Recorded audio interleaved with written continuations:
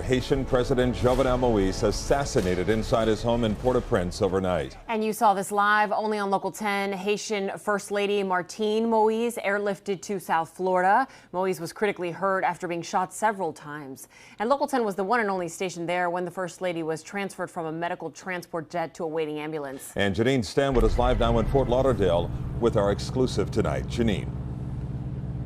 This is a story that South Florida and the world are watching. The First Lady was flown here to Fort Lauderdale Executive Airport. We're told that her injuries are severe. She is now at the Ryder Trauma Center.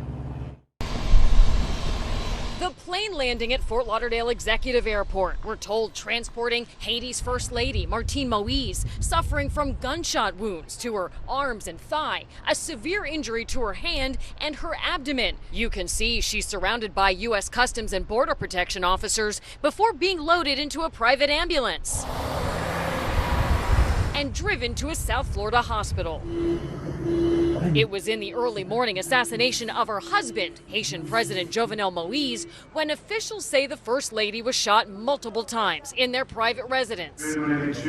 According to the Haitian ambassador to the U.S., the 47-year-old First Lady, who was frequently seen by her husband's side at official events, as well as for interviews with Local 10, is stable but critical. She arrived at Jackson Memorial Hospital's trauma center before 5 p.m. under the watchful eye of police to be treated by doctors here.